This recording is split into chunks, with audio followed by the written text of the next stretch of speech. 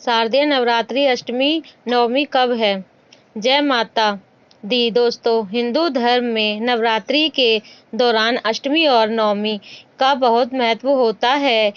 इस साल 2024 में शारदीय नाव और रात्रि में इन दोनों ही तिथियों को लेकर बहुत असमंजस की स्थिति बनी हुई है। तो चलिए आपको बताते हैं कि इस बार अष्टमी कब है और नवमी तिथि कब रहेगी। जैसा कि आप सभी जानते हैं, साल 2024 में शारदीय नवरात्रि की शुरुआत 3 अक्टूबर से हुई है। ऐसे में बहुत सारे लोग अष्टमी तिथि के दिन कन्या पूजन करके व्रत का पालन करते हैं और कन्या पूजन करने से पहले हवन करते हैं, जिसे पूर्णवती हवन कहते हैं। और कुछ लोग नवमी तिथि के दिन हवन करने के बाद कन्या पूजन करके व्रत का पालन करते हैं। और ऐसे में इस बार क्योंकि अष्टमी तिथि 10 अक्टूबर गुरुवार को दोपहर के बाद यानी दोपहर 12:33 से शुरू हो रही है और 11 अक्टूबर शुक्रवार को दोपहर 12:07 पर समाप्त होगी और इसके बाद से ही नवमी तिथि शुरू हो जाएगी। अगर नवरात्रि में माँ दुर्गा की पूजा के क्रम को देखें तो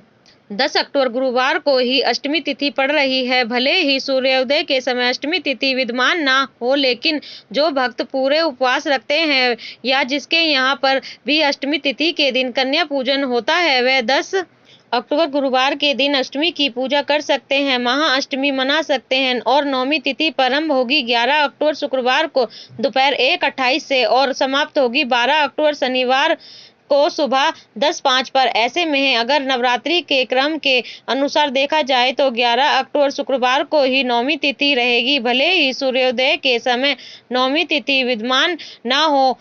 अब यहाँ पर बात आती है कि आपको किस दिन अष्टमी की पूजा करनी चाहिए या नवमी की पूजा करनी चाहिए, या आपको किस दिन कन्या पूजन करना चाहिए। तो देखिए, तिथियों के अनुसार तो इस प्रकार आपको अष्टमी या नवमी मनानी चाहिए, लेकिन कई बार ऐसा होता है कि जो तिथियां 2 दिन पड़ जाती हैं, तब उसमें आपके आसपास, आपके समाज के आपके क्षेत्र में जिस दिन भी अष्टमी मनाई जा रही है हो या नवमी मनाई जा रही हो, तब आपको उसके अनुसार अष्टमी या नवमी तिथि की पूजा करनी चाहिए या उसके अनुसार ही कन्या पूजन करना चाहिए। वैसे तो हिंदू धर्म में उदय तिथि बहुत मानी जाती है या मान्य होती है, लेकिन इस बार अष्टमी या नवमी हो सूर्योदय के समय ही विद्यमान नहीं रहेगी।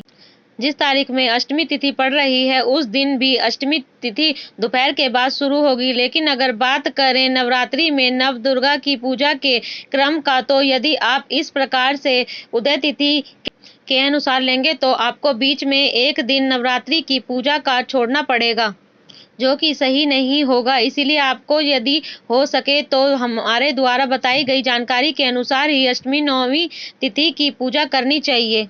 जैसा कि मैंने आपको बताया, 10 अक्टूबर गुरुवार को अष्टमी की पूजा और 11 अक्टूबर शुक्रवार को नवमी की पूजा करके 12 अक्टूबर शनिवार को कलश विसर्जन या दुर्गा विसर्जन करना चाहिए। अब कलश विसर्जन या दुर्गा विसर्जन बहुत से लोग अष्टमी तिथि को कन्या पूजन के बाद शाम के समय कर देते हैं या कुछ लोग नवमी तिथि के दिन करते हैं। तो ऐसे आपको पहले से ही जिस नियम का पालन करते आ रहे हैं, आप उसका ही पालन करें। और अगर आप पहली बार यह व्रत शुरू कर रहे हो तो आपको एक बात का ध्यान रखना चाहिए कि ना दुर्गा नवरात्रि में की जाती, चाहे अष्टमी के दिन कन्या पूजन हो या नवमी के दिन, तो आपको माता रानी की पूजा तो 9 दिन पूरी करनी चाहिए और 9 दिन के पूजा के बाद ही आपको कलश या चौकी हटानी चाहिए। लेकिन कई बार भक्तों के साथ कुछ समस्या हो जाती है, जिस कारण से वह चौकी को अष्टमी के दिन ही हटाना चाहते हैं, तो आप शाम को सूरज से पहले तक चौकी कभी भी हटा सकते हैं। और अगर रही बात हवन या कन्या पूजन के शुभ मुहूर्त की, तो कन्या पूजन हो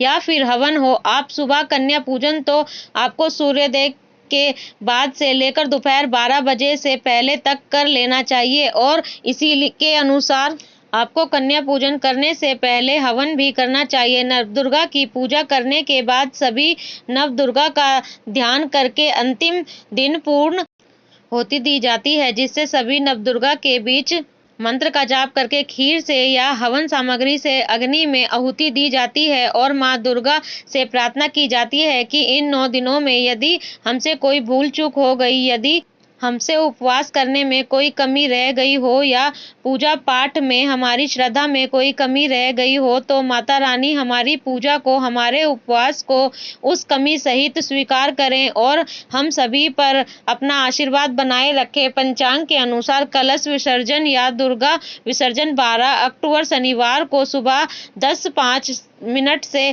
शाम 5 बजे के बीच में किया जाएगा। अधिकतर लोगों का प्रश्न यह भी रहता है कि जिस दिन हम व्रत का पारण करेंगे उस दिन क्या हम 2 बार भोजन कर सकते हैं? तो जी बिल्कुल, आप सुबह और शाम 2 समय भोजन कर सकते हैं, लेकिन आप जो भी भोजन करें वह घर का ही भोजन हो। बाहर भोजन आपको नहीं करना चाहिए और भोजन एकदम सात्विक होना चाहिए, बिना लहसुन प्याज का। और इस दिन भल भले से भी मांसाहार का सेवन आपको नहीं करना चाहिए, नहीं तो आपको 9 दिनों की पूजा, 9 दिनों के व्रत खंडित हो सकते हैं।